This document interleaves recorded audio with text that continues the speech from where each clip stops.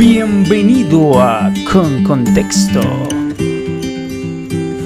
con entrevistas y análisis. Lo que acaba de decir es que todo apunta a Cristo y no solo a Cristo. Textos en su contexto. Debemos entender que toda la Biblia es inspirada por Dios, útil para enseñar. Y muchos temas más. Con Contexto, con Dani Mejías. Empezamos. Bendiciones, mis hermanos. Bienvenidos nuevamente a otro programa de Con Contexto. Nuevamente tenemos un invitado muy especial, el pastor Ismael Cortés de la iglesia Nueva Jerusalén, ¿no? Bautista, la Nueva Jerusalén. Sí. ¿Cómo estás, mi hermano? Bendiciones. Muy bien. ¿Y ustedes? ¿Cómo está, hermano Dani? ¿Todo bien? Muy bien, gracias a Dios. Desde hace tiempo queríamos hacer esta entrevista con usted, la estábamos planeando, tuvimos un poquito de dificultades, no se pudo hacer en vivo, pero aquí estamos, en nombre de Dios, que todo sea para la gloria de Él, ¿no? Exactamente, amén. Preséntese, mi hermano. Bien, pues como ya mencionaste, mi nombre es Ismael, el nombre completo es Ismael Cortés, pastoreo en una iglesia, la iglesia Bautista, la Nueva Jerusalén, ubicada en Springfield, Massachusetts, acá en Estados Unidos. Estoy cerquita del hermano David Silva, estoy como a 4 horas de distancia de donde él vive, ¿verdad? Y pues llevo aquí en este estado desde el 1990. Llevo aquí, ¿verdad? Nacido en Nueva York, criado en Puerto Rico y acá, ¿verdad? Pero la mayoría de mi vida la he pasado acá. Y por la gracia de Dios, pues estoy de pastor en la iglesia Bautista, la Nueva Jerusalén. Gloria a Dios por eso, mi hermano. Estamos agradecidos con que usted haya aceptado nuestra invitación acá, porque el tema de hoy es muy interesante. El tema de hoy es los atributos de Dios, eso conocer a Dios, que es algo muy sumamente importante, ¿no? Antes de empezar, Sí. queríamos que nos regales una oración, mi hermano, para comenzar, para bendecir a las personas que van a escuchar este video y que sea de mucha edificación. Amén. Vamos a orar. Padre, te damos gracias por tus bondades, por este día que tú nos has concedido, Señor, y todas las bendiciones y las bondades que tú has derramado sobre cada uno de nosotros, Señor, por tus misericordias, por tu gracia, por tu amor. Y, Señor, estamos agradecidos, sumamente agradecidos por esa gracia tuya, Padre, por esas misericordias que tú muestras cada día. Y en este momento te agradecemos por este privilegio que nos concede de poder compartir a través de este medio, Señor, con el hermano Dani Mejías y el resto de los hermanos que van a estar viendo este programa, pidiéndote, Padre, que sobre todo que esto sea para la gloria tuya, que a través de lo que hablemos aquí tú seas honrado, Señor, hasta lo máximo, y que nuestras vidas puedan ser edificadas, Señor, a través de esto. Y Padre, tú conoces a cada uno de nosotros y según la necesidad de cada uno de nosotros, tú vas a usar, Señor, lo que se hable aquí para edificar a tu pueblo. Te damos gracias y te pedimos estas cosas en el precioso nombre de tu Hijo Jesucristo. Amén. Amén, amén, amén, mi hermano. Bueno, mi hermano, vamos a entrar en el tema que nos corresponde hoy, los atributos de Dios. Hablemos de Dios, hablemos de tantas esas cosas que son importantes, el conocer a Dios, porque muchas personas dicen, sí, yo creo en Dios, pero la Biblia dice que los demonios también creen y tiemblan, así que, bueno, es muy interesante. Sí. Primero vamos a preguntarte, mi hermano, acerca de los atributos de Dios. ¿Qué le podemos decir a la audiencia? ¿Qué son los atributos de Dios? ¿Cómo definimos eso? Bien, vamos a ser bien simples en la definición, ¿verdad? La definición de los atributos de Dios es básicamente las propiedades, características, ¿verdad? O cualidades de un ser. Todos tenemos características, cualidades, ¿verdad? Y le podemos llamar a eso atributos. Y En el caso de lo que estamos hablando hoy, pues vamos a hablar específicamente de las características personales que Dios posee, ¿verdad? Y para darle una idea, quiero traer una ilustración, ¿verdad? No sé si estoy usando la palabra correcta, una banqueta, una silla de estas donde que no tiene el espaldar, una banqueta. En Puerto Rico le decimos un banquito, ¿verdad? Si nos fijamos en una banqueta, o puede ser cualquier otro objeto, pero vamos a tomar la banqueta, y la banqueta tiene una serie de características, de cualidades. Por ejemplo, tiene una base donde nos sentamos y tiene pues 4 patas, algunas son 3, otras son 4, y una de las características puede ser que sea hecha de madera o puede que sea hecha de metal. Otra característica es que es sólida, es firme, nos sostiene cuando nos sentamos. Y algunas otras características que pudiéramos añadir sería el color, puede que sea negra, puede que sea blanca, puede que tenga diseño, puede que no, puede que sea simple. Hay un mínimo número de características que identifican esa banqueta como una banqueta. Sin esas características no sería una banqueta. Y me explico. Si supongamos que la banqueta es negra, si yo decido pintarla de roja, ¿le quita eso a la banqueta su característica de banqueta, su función de banqueta? No se lo quita, ¿verdad? Todavía retiene su solidez, su firmeza, sus 4 patas, su base, donde nos sentamos. Ahora supongamos que la banqueta es de madera, pero yo la hago de metal. ¿Le quita eso a la banqueta su función? No se la quita, ¿verdad que no? Supongamos que yo hago una banqueta de papel. ¿Qué sucede ahí ahora? Porque ahora ya no tiene la cualidad de firmeza, de solidez. ¿Le podemos llamar banqueta? Ahí es donde entra el dilema, ¿verdad? Porque tiene forma de banqueta, pero no tiene la solidez de banqueta, ya deja de ser banqueta. Y Dios tiene unos atributos que son únicos de Él, que lo hacen Dios, ¿verdad? Y vamos a hablar de atributos. Hay 2, los podemos dividir en 2 partes, que son los atributos incomunicables, o sea que solamente Dios los posee, Él no los comparte con nadie. Y esos atributos lo identifican a Él como Dios. Y hay atributos comunicables de Dios que muchas personas al ver a Dios lo humanizan a Dios. Entonces dicen, no, pero es que Dios también es amor y nosotros, por eso nosotros somos amor. Entonces ahí no identifican esa distinción que hay en atributos que son absolutamente de Dios, solo de Dios, y atributos que comparte con el ser humano, ¿no? Que también podría ser consecuencia de esa misma imagen y semejanza que él da hacia nosotros, ¿no? Entonces, ahí esa sería la segunda cuestión. ¿Cómo se dividen esos atributos, no? Sí, pues esos atributos se presentan como los incomunicables y los comunicables. Y para expresar bien lo que quiere decir incomunicables, la palabra comunicación, ¿verdad? Incomunicables que Dios no los comunica, no los comparte con nosotros. Un ejemplo que pudiéramos dar de eso sería, por ejemplo, su eternidad, ¿verdad? Nosotros somos eternos en el sentido desde que comenzamos a existir hacia el futuro existimos eternamente, pero Dios existe en otro plano.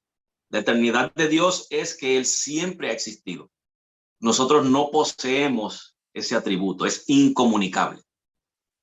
Que Dios es inmutable, por ejemplo, que Dios no cambia. Ese atributo Él no lo comparte con nadie, solamente Él es inmutable. El otro es, los otros son los comunicables, los que Dios comparte con nosotros, o que por lo menos tenemos hasta cierto grado características que Dios tiene. Y tú mencionaste, por ejemplo, el amor de Dios. Dios es amor. Y nosotros, Dios ha comunicado esos atributos hacia nosotros y nosotros tenemos la capacidad de amar. Se divide en esos dos mayormente. Quizás pudiéramos dividirlo en los atributos morales y los no morales. Por ejemplo, el poder de Dios no es un atributo moral, sino que es un atributo que expresa la habilidad de Dios, ¿verdad? Un atributo moral viene siendo pues la verdad, la justicia, el amor. Algunos ejemplos, ¿verdad? Para que tengamos una idea de cómo se dividen los atributos de Dios. Y cuando lleguemos a esa parte, pues comenzamos a tocar algunos de ellos y describirlos, ¿verdad? A la luz de las Escrituras. Muy interesante. Sería bonito abordar algunos de ellos, ¿no? Sí. ¿Cuáles entre ellos son los que posee solamente Dios y nada más Dios? Porque hay un problema en el ser humano que a veces le atribuye atributos que son exclusivos de Dios sin querer. Muchas veces lo hacen sin querer. Yo no sé si usted ha visto, mi hermano, en otras religiones o sectas inclusive, donde oran, por decir un ejemplo, oran a diferentes santos o vírgenes o como le llamen, dándole indirectamente un atributo que es exclusivo de Dios, que es la omnipresencia, ¿no? Él está en todo lugar, en todo momento, en todo lugar, ¿no? Entonces, esos atributos indirectamente se los estás dando a otra persona, porque hay una persona que puede estar en China orándole a la Virgen de la Guadalupe y otra persona que puede estar en México haciéndolo y a la misma vez tienen la convicción de que está en todo lugar. Y ahí caemos en un grave error, ¿no? Entonces, ahí ¿cómo veríamos eso? ¿Cuáles son esos atributos que realmente son solo de Dios, que no los puede tener ni siquiera Satanás? Porque ese es un problema grave también en la iglesia hoy neopentecostal, ¿no? Que machacan la cabeza al diablo y lo están machacando por aquí, por allá, y todo el tiempo nombran de que el diablo está en todo lugar, y también caemos en el mismo error. Entonces, hablemos un poco exclusivamente de los atributos que son de Dios y cuáles no, ¿no? Sí, sí. Es interesante, ¿verdad? Fíjate, ¿deseas que mencione por qué es importante hablar de eso? Estaría bien si menciono eso, Dani, que ¿cuál es la importancia de eso? Sí, claro, adelante, adelante. Sí, la importancia de conocer los atributos de Dios es que, porque lo acabas de dar en el clavo ahí cuando dices que se le atribuyen a objetos o otros seres atributos que solamente le pertenecen a Dios. Ese es un error. El otro viene siendo el de la manera en que muchos dentro de lo que se le conoce como cristianismo hoy en día, ¿verdad? Y lo digo entre comillas, que muchas de estas personas piensan que tienen el poder que tiene Dios para decretar y mandar y arrebatar, etcétera. Y eso es no conocer a Dios. Eso no es conocer los atributos de Dios. O sea que es importante que conozcamos los atributos de Dios para nosotros poder relacionarnos correctamente con Dios, para poder honrarle correctamente. O sea, la manera, lo que yo conozca de Dios, mientras más yo sepa de Dios, más yo voy a reflejar en mi vida, ya sea en el hogar, ya sea en la calle, en el trabajo, o cuando me reúno con mis hermanos, me congrego con ellos, se va a reflejar en mi vida, en mi manera de pensar, de hablar, de actuar, mi conocimiento de Dios. Muchas personas actúan bajo sentimientos, bajo lo que perciben, lo que sus sentidos le dicen, y piensan que como se siente bien, pues a Dios le tiene que agradar. Pero nos olvidamos que Dios tiene un estándar muy diferente al nuestro. El estándar de Dios es súper, extremadamente sublime y alto. Y, por ejemplo, la santidad de Dios. ¿Okay?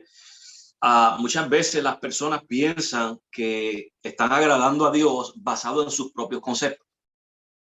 Al no conocer a Dios, no conocer los atributos de Él, no conocer cuál es la voluntad de Él, pues Dios está en un plano de santidad vertical. Él está arriba y nosotros estamos abajo. Pero lo que hacemos muchas veces por equivocación, por error, y a veces meramente porque hay falsos maestros y herejes que eso es lo que hacen, ¿verdad? Que toman a Dios, lo sacan de ese plano vertical y lo ponen en un plano horizontal, al nivel nuestro. Y entonces vamos por ahí viviendo la vida pensando que Dios está satisfecho con muchas de las cosas que hacemos, basado en nuestros sentimientos, en nuestras emociones, en los sentidos, en opiniones personales, no bíblicas, personales, subjetivas. Entonces, ¿qué hacemos? Estamos reduciendo a Dios. Y la Biblia nos deja saber bien claro lo que es eso. Y eso se le conoce como idolatría, porque ya no estamos relacionándonos con el Dios perfecto y santo de la Biblia, sino con un Dios creado por nuestra imaginación. Y por eso es que es importante, ¿verdad? Y ahora, para responder a tu pregunta de cuáles son esos atributos, fíjate, me gustaría tocar, empezamos por los incomunicables, ¿verdad? Y me gustaría tocar algunos que no se mencionan mucho. Por lo general, cuando hablamos de los atributos de Dios, siempre escuchamos siempre acerca de la omnipotencia de Dios. Escuchamos muy comúnmente la omnisciencia, la omnipresencia. Oímos acerca de su inmutabilidad, pero no sé cuántos de los que vayan a ver este programa han escuchado el atributo de la simplicidad de Dios. Fíjese que ese es un atributo que solamente Dios posee. Y con ese atributo no se engañe con que la simplicidad de Dios no quiere decir que Dios es simple de comprender. No es lo que quiere decir. Lo que quiere decir la simplicidad de Dios es que Dios no está compuesto de partes como nosotros. Por ejemplo, el ser humano, hablando médicamente, tenemos 11 sistemas. El sistema integumentario, muscular, esquelético, endocrino, circulatorio, nervioso, linfático, respiratorio, digestivo, urinario y reproductivo. Y si tomamos uno de esos sistemas nada más, ese sistema se divide en órganos. Y cada órgano tiene tejidos. Y los tejidos están compuestos de diferentes tipos de células y de diferentes tipos de materiales y proteínas. O sea que somos complejos y esa complejidad nos limita. Tener un cuerpo físico, material, corporal, nos limita. No podemos estar en todos los lugares al mismo tiempo. Dios no tiene ese problema porque Él es espíritu. Él es simple. O sea, cuando hablamos de la simpleza de Dios, estamos hablando de su espiritualidad, o sea que Él es el espíritu. Él no es divisible, ¿verdad? Como nosotros somos, y podemos también dividirnos en cabeza, torso y extremidades. Dios no tiene ninguna de esas partes. En Juan 4:24, Jesús le dice a la mujer samaritana que Dios es espíritu y que los que le adoran deben de adorarle en espíritu y en verdad. Y sabemos que el contexto, o un poquito del contexto de eso, es que ella lo estaba retando a él a que nuestros padres adoraron en este monte. Y Jesús le dice, pues ni en este monte, ni en Jerusalén, porque Dios es espíritu. O sea, si paramos ahí, que Dios es espíritu, y acabo de decir ahorita que nuestro cuerpo físico, material, nos pone límites. No podemos estar en todos los lugares al mismo tiempo. Pero Dios es espíritu. Dios abarca todo. Dios está en todo lugar. Quiere decir que tan pronto yo salgo de esa puerta, yo me encuentro con Dios. Pero no es que me encontré ahora de momento. Él está aquí dentro de mi casa. Yo estoy constantemente ante la presencia de Dios. Y donde quiera que yo vaya, es una oportunidad para adorar a Dios. Porque Dios no está encerrado en templos. Dios no está trepado en un monte esperando que lleguemos allá. Dios está en todo lugar, ¿verdad? Con eso podemos ver, ¿verdad? Que la simplicidad de Dios. Quiero pausar aquí por si acaso deseas hacer alguna pregunta o añadir algo, Dani. No, continúa, mi hermano. Está muy bueno, muy interesante, la verdad.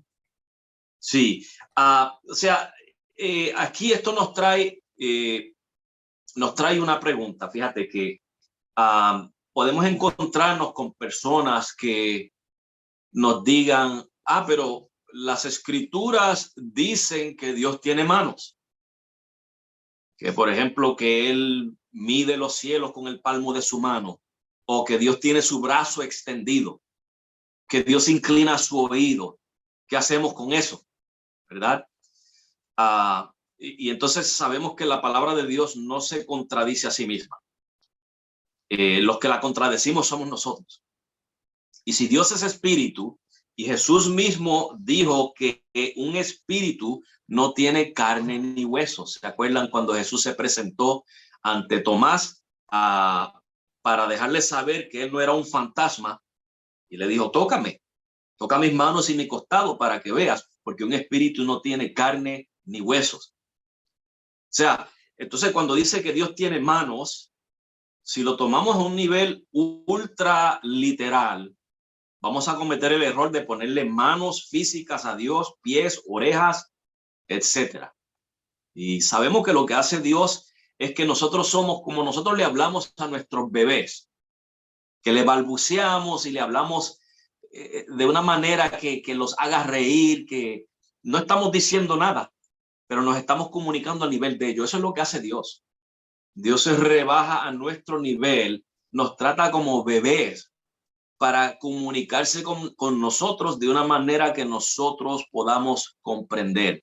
Y entonces la Biblia lo que hace es que utiliza estos antropomorfismos para dejarnos saber unas verdades acerca de Dios de una manera que la podamos comprender.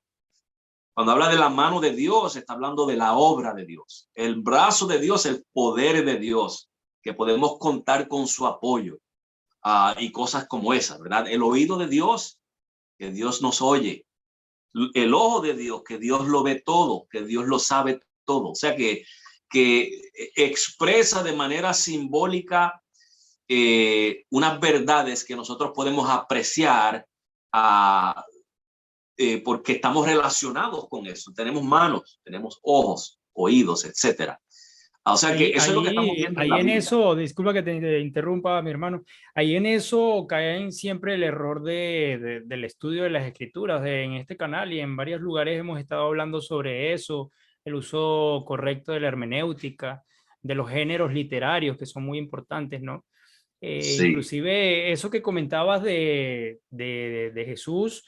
Realmente, bueno, hace poco hice un video sobre Mateo 18:20, donde dice, si 2 o 3 se reúnen en mi nombre, ahí estoy, y me sorprendió, lo hice por consecuencia de una pregunta que me hizo algún hermano allí en las redes, que me dice, pero hermano, si yo oro solo, entonces Dios no está allí, porque la palabra dice eso, y en mi iglesia me han dicho que cuando somos 2 o 3 y estamos congregados en su nombre, entonces allí tenemos que explicar un poco el contexto de lo que está hablando ese versículo.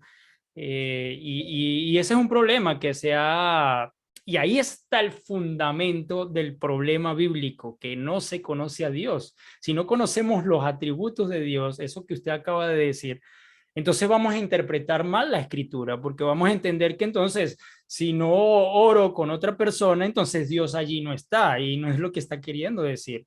Siempre y cuando vamos a conocer a Dios, vamos a conocer sus atributos, vamos a entender que la escritura debe estar hablando de otra cosa, ¿no?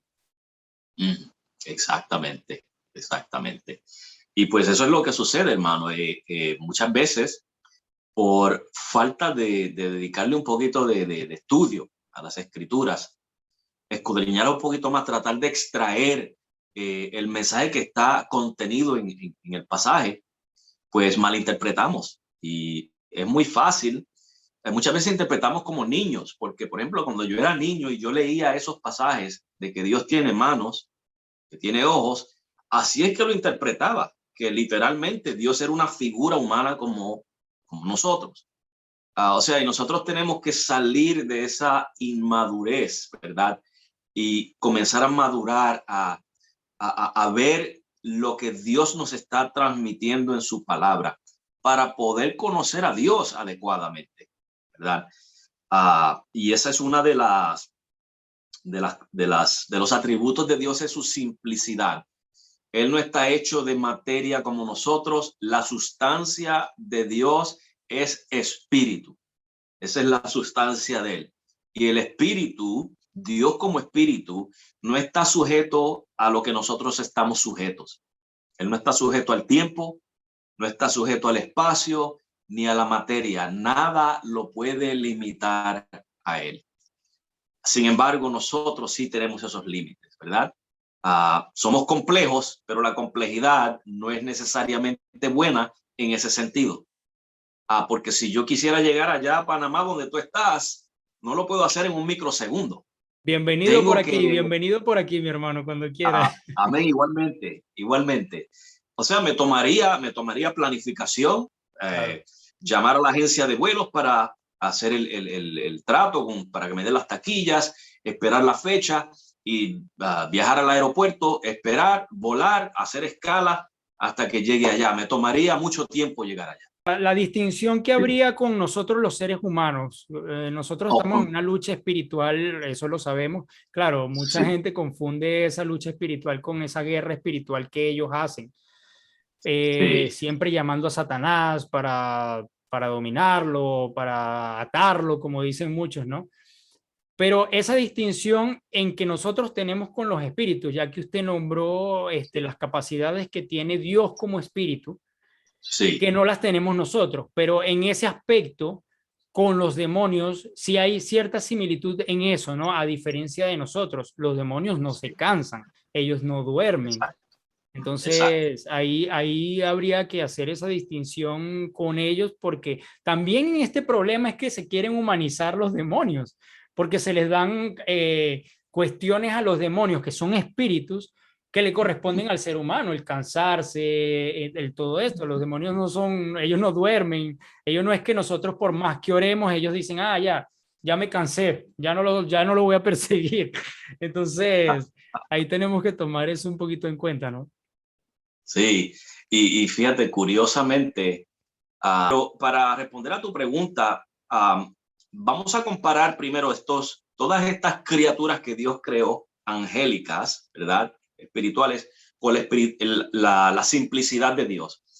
La diferencia, por ejemplo, entre estas criaturas y Dios es que además Dios es inmenso. Ese es otro atributo que le pertenece solamente a Dios. Un demonio, Satanás o cualquier demonio o cualquier ángel está limitado, no es inmenso. Y entonces, y menciono esto para hacer esa distinción, porque puede que surja la pregunta, pero si Dios es espíritu y Satanás también es espíritu, ¿por qué Satanás no es omnipresente? Es porque Dios es inmenso y Satanás está limitado a como Dios lo creó, ¿verdad? En el caso, en la pregunta que tú me hiciste en cuanto a nosotros en relación a ellos, estás en lo correcto. Ellos son espíritu, ellos no tienen los límites que nosotros tenemos. Uno de ellos que lo mencionaste es el cansancio. Por ejemplo, para nosotros, el ejemplo que di ahorita, para yo llegar a Panamá me va a costar bastantes pasos y tiempo. Los espíritus tienen habilidades que nosotros no poseemos. Ellos pueden viajar, quién sabe, quizás en un microsegundo de un lugar al otro, ¿verdad? Aquí la Biblia no nos da mucho detalle, pero vamos a ponerlo de esa manera. Ellos no tienen ese límite. Entonces, esto de batallar, como dicen estas personas, con ángeles, con demonios, ángeles caídos, con Satanás, número uno, que eso no lo encontramos en la Biblia. La Biblia lo que nos dice es resistir al diablo y él huirá. No nos dice que tenemos que batallar, no nos dice que hay que machacarlo y que pisotearle la cabeza y hacer una cosa. Lo que dice es resistir. Ahora, no me quiero alejar mucho del tema, pero básicamente resistir, hermanos, depender de Dios completamente. Obedecer lo que la palabra de Dios nos dice. Mira, Satanás nos presenta la tentación, pero la palabra de Dios dice lo contrario y yo tengo que resistir, yo tengo que obedecer la palabra de Dios, ¿verdad? Un ejemplo aquí, no se trata de yo le puse una oración que estaba haciendo alguien en la radio, uno de estos carismáticos, y lo que había era un grito y un forcejeo, y Señor, reprendemos y todo eso. Y le mandé una copia al hermano Kevalex. Y la respuesta de él fue, sí, se oye que está en gran batalla, ¿verdad? O sea, hermano, fíjese que la oración a Dios no hay que gritarle. A Dios se le habla como estamos hablando tú y yo. Sí que hay algún momento en la vida que clamamos por algún sufrimiento, algo, y a veces perdemos quizás el control y gritamos porque estamos suplicando. Pero no importa la cantidad de gritos y de esfuerzos que hagamos, hermanos, nosotros no vamos a lograr nada que la Biblia diga o no diga, mejor dicho. La Biblia no habla nada de batallar con Satanás ni con los demonios. Y si fuéramos a hacerlo, yo creo que tendríamos problemas porque un ángel nada más en el Antiguo Testamento mató creo que a 150,000 soldados. Pensamos nosotros que es fácil batallar con Satanás. O sea, hay que tener respeto, digo yo, ¿verdad? Algunos dirán, no, pero que el mucho ayuno y la oración y todo eso, porque este género no sale sino con ayuno y oración, etcétera. Pero hermanos, eso tiene un contexto. Eso no está diciendo que usted y yo tenemos el poder de estar ordenando y mandando demonios. El mismo arcángel Miguel, dice la palabra de Dios, que no se atrevía a proferir juicio contra Satanás, sino que le decía, el Señor te reprenda, ¿verdad? Y yo oigo muchos cristianos hoy en día que hablan malísimo de Satanás y lo insultan, y la Biblia no nos manda a hacer eso.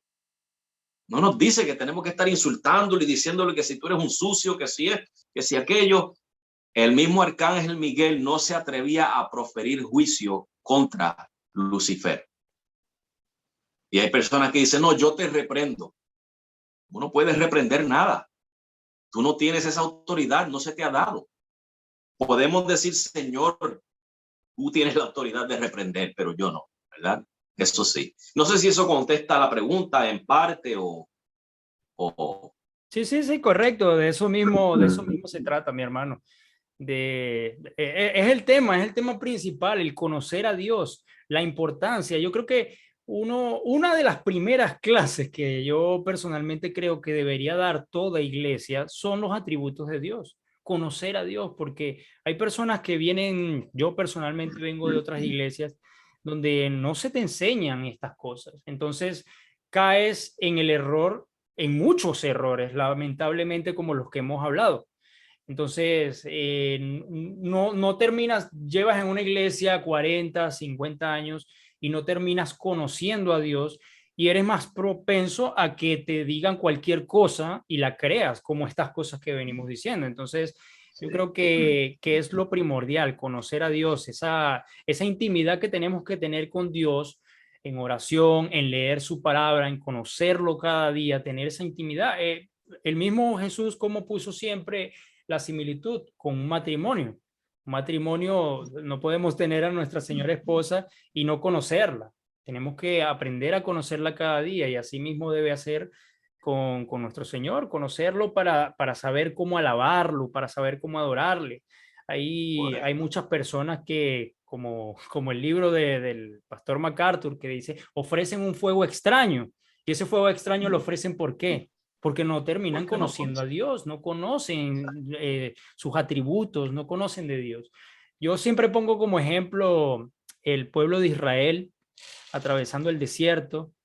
Veían las maravillas de Dios, veían todo lo que Dios hacía, y sin embargo decidieron hacer un becerro de oro.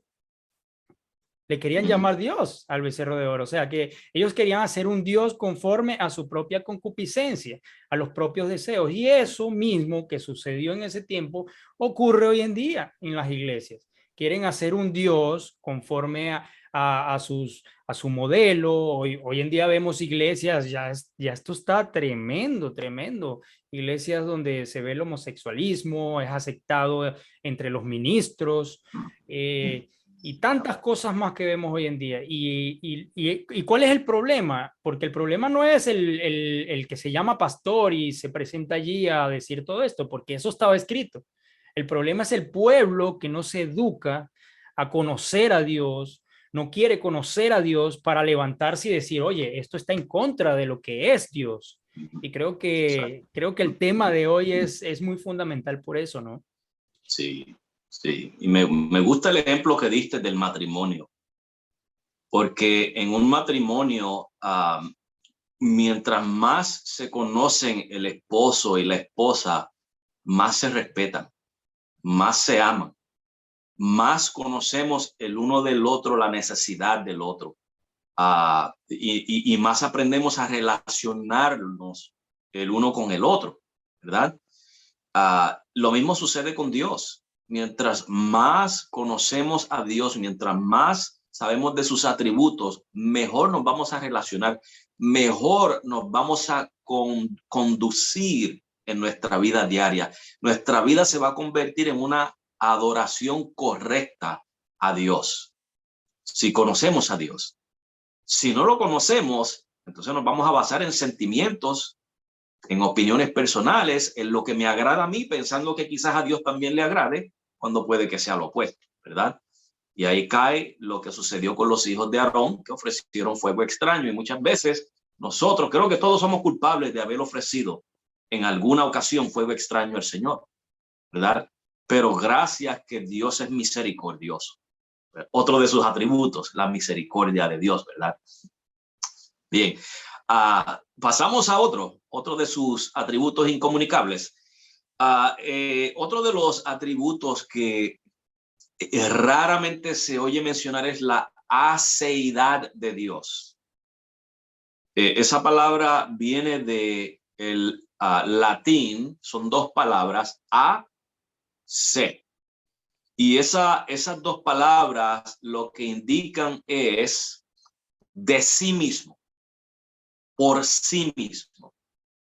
En otras palabras, eso nos habla de la autoexistencia de Dios, que Dios existe en sí mismo o de sí mismo o por sí mismo. Dios no requirió una causa que lo causara a él, como nosotros fuimos causados, ¿verdad? Él no tiene principio ni tendrá fin, no tiene un origen. El domingo pasado yo predicaba y estaba mencionando que Dios simplemente es. Él es, a él no hay que estar haciendo ciertas maniobras en un culto para que él venga, porque eso son ideologías de las religiones africanas, del africanismo, ¿okay? Donde ellos invocan espíritus a base de ciertas maniobras que ellos hacen, de ciertos tipos de música o como tocan los tambores, etcétera. Dios es, él está, siempre ha sido y siempre ha estado, ¿verdad? O sea que esa es lo que se le conoce como la aceidad de Dios. Dios es autoexistente, siempre ha existido.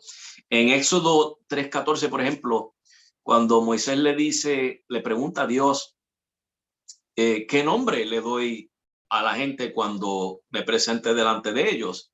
Y él le dice, yo soy el que soy. ¿Qué está expresando ese nombre? Que Dios es autoexistente, él existe en sí mismo, no depende de nada fuera de él. Nada lo puede cambiar a él. Él es hoy lo mismo que era en la eternidad pasada. Y en el futuro seguirá siendo lo mismo que es hoy. Y ahí nos podemos ir a la inmutabilidad de Dios, ¿verdad? Pero quiero dejar eso para más tarde, para enfocarme en esto. Fíjate que esto también nos habla de no solamente de que Dios es existente en sí mismo, pero esto nos lleva, por ejemplo, a pensar acerca de la creación. Y me trae a la mente al doctor R.C. Sproul, hablando acerca de la aceidad de Dios o de la existencia de Dios, alguien le preguntó a él que cómo podemos probar la existencia de Dios, y él dice que él se quitó el zapato y se lo enseñó y le dijo, este zapato prueba que Dios existe. Y la razón es porque ese zapato tiene una causa. O hay dos opciones. O el zapato es existente en sí mismo, o tiene una causa que lo trajo a la existencia, ¿verdad? Sabemos que no es autoexistente, sabemos que no, ese zapato no ha existido siempre. Pues por lógica y ontológicamente tiene que haber sido causado por una causa principal o primero que el zapato. Pero entonces tenemos que preguntarnos, pero entonces, ¿quién causó al zapatero? Y seguimos así hasta que llegamos al origen del universo. Y científicamente hablando, filosóficamente hablando, ontológicamente hablando, tenemos que concluir que algo o alguien fuera del universo trajo a la existencia el universo. Y ahí es donde hablamos de la autoexistencia de Dios, o que Dios es AC, la aceidad de Dios. Obviamente, hermano, se ha tratado de sugerir que posiblemente el universo es eterno, pero ya científicamente se ha probado que no es eterno, tuvo un origen. Y necesariamente, escuchen bien, por necesidad, tiene que haber alguien fuera del universo que por necesidad existió o existe para haber creado el universo. O sea que es necesario que exista alguien y no nos podemos escapar de esa realidad. Los ateos, no es que ellos necesariamente no creen que no hay Dios, es que como dice el Salmo 14, dice el necio en su corazón, no hay Dios. Ellos quieren insistir en que no hay Dios, pero no tienen las pruebas científicas, no tienen los argumentos científicos, ni filosóficos, ni lógicos para poder respaldar eso y decir que están hablando algo racional. Es irracional decir que Dios no exista, ¿verdad?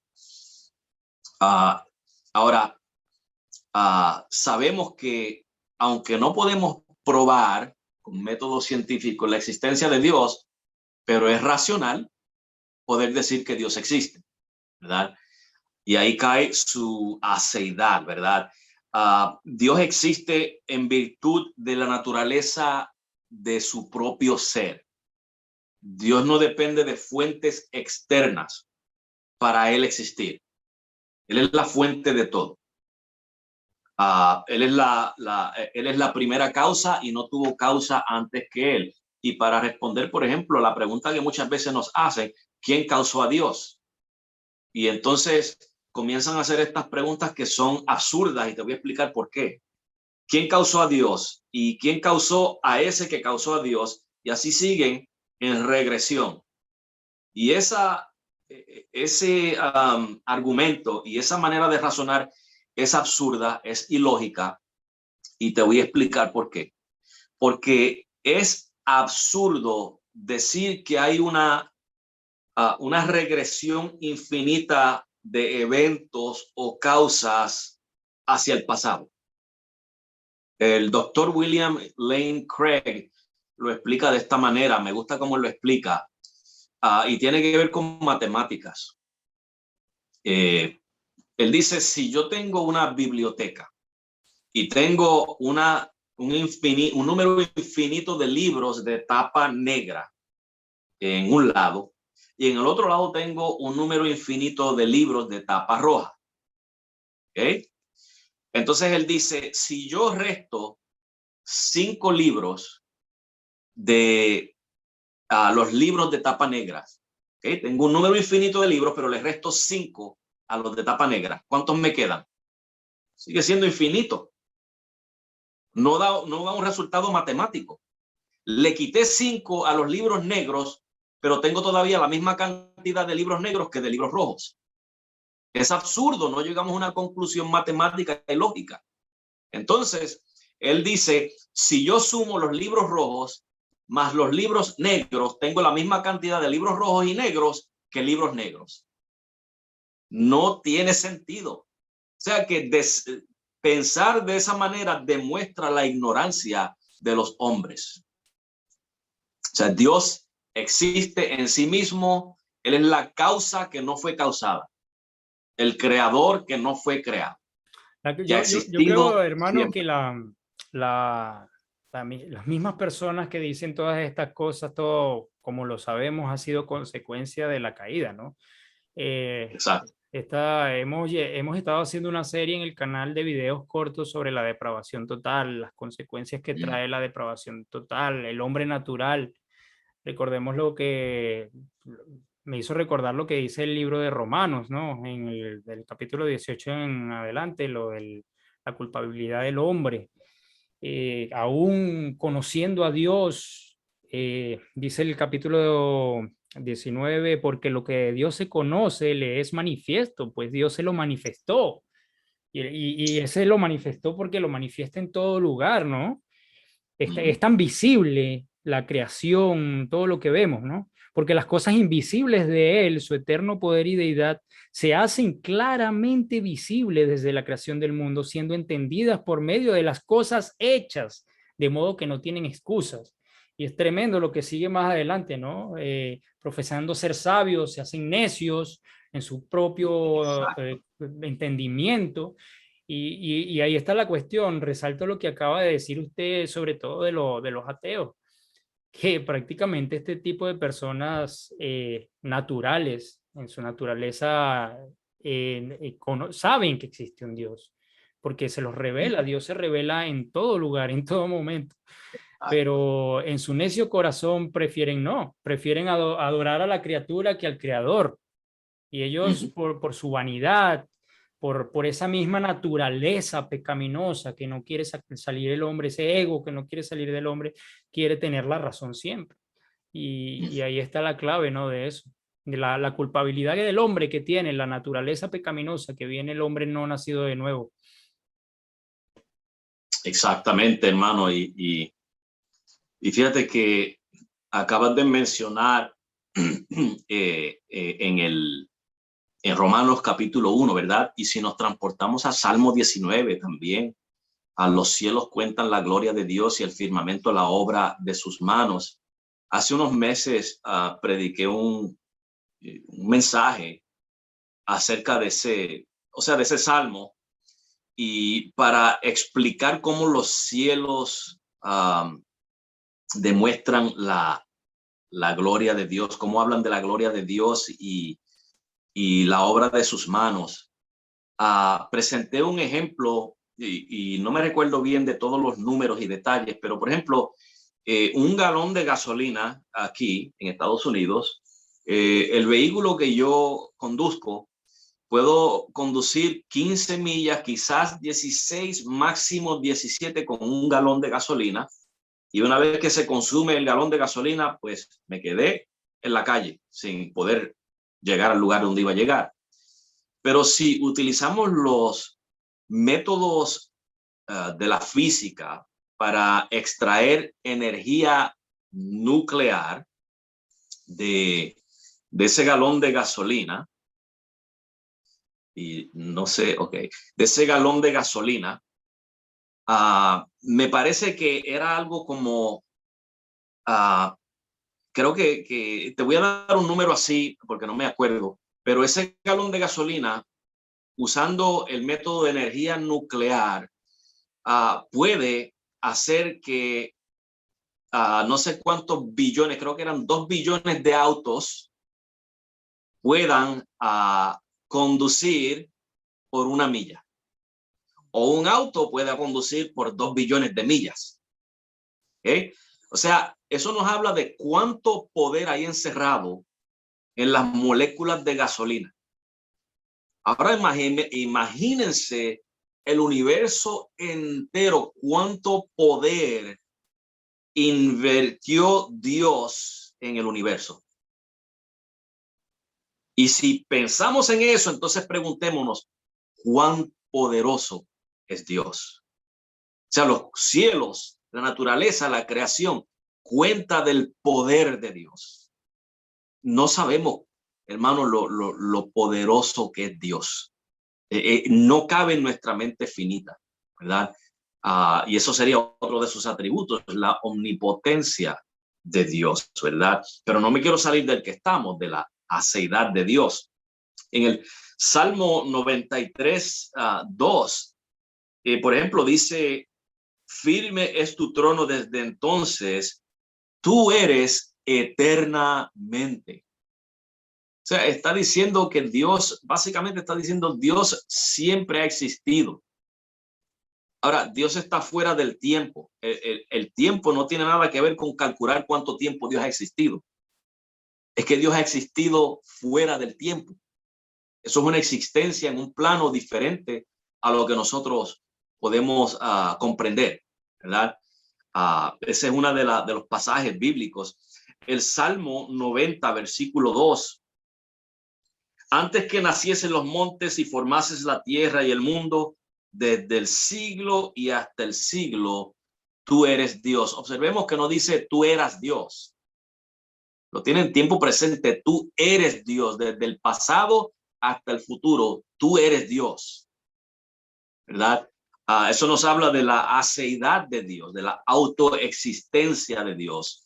Isaías 43:10, Dios dice, antes de mí no fue formado Dios, ni lo será después de mí.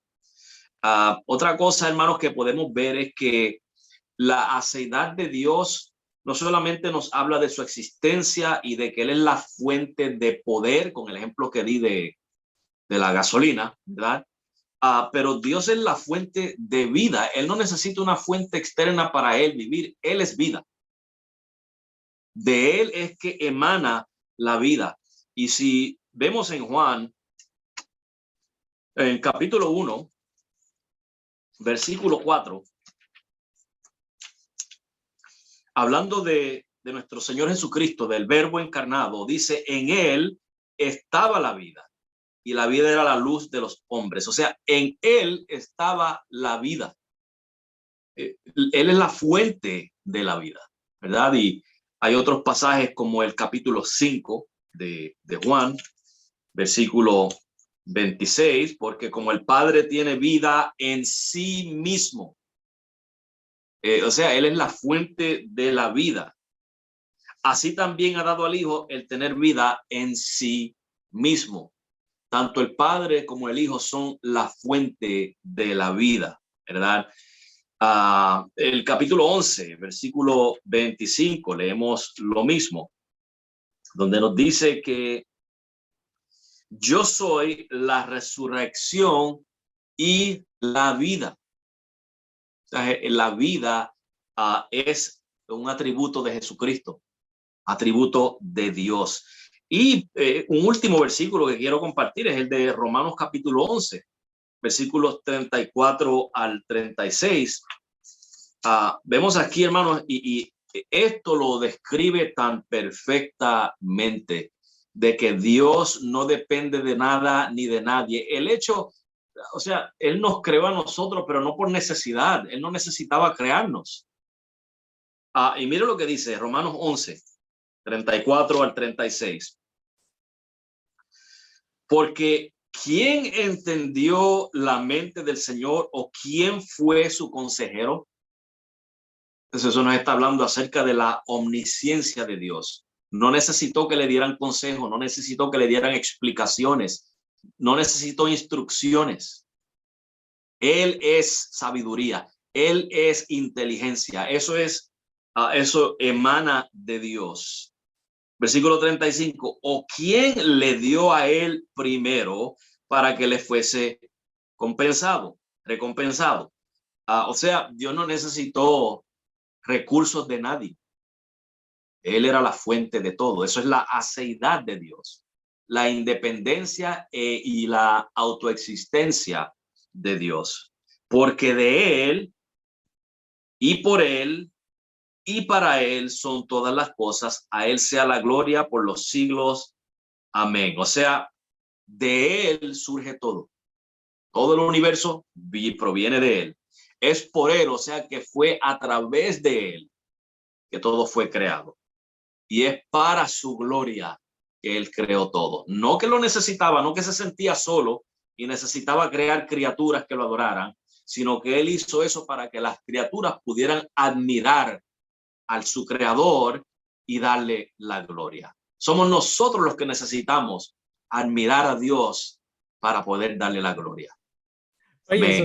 eso es tremendo, pastor. Por ahí estaba viendo en Facebook unas publicaciones de que decía que Dios, es muy cómico porque la gente publica unas cosas y decía, Dios te necesita. Es tremendo. Sí, lo vi. Es tremendo porque humaniza, o sea, Dios te necesita, es exaltando al ser humano por encima de Dios. Dios te necesita, pero qué frase más humanista, ¿no? Sí, demasiado, totalmente humanista. Lo que hacen es exaltar al hombre. Eso es eso diferencia la teología reformada de las demás. La teología reformada exalta a Dios y únicamente a Dios, no al hombre. Nada, absolutamente nada.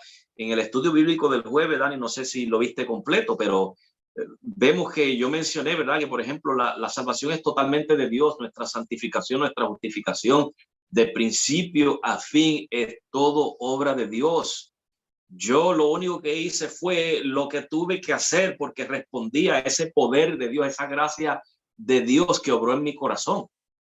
Pero yo no tengo ningún crédito que llevarme en todo esto, ninguna gloria, ¿verdad? Es triste que las personas estén tan sometidos a algo que la Biblia no enseña, ¿verdad? Esto de que Dios nos necesita a nosotros. Escuché a alguien predicando una vez, Dios necesita tus talentos. No, Dios no necesita nada de mí.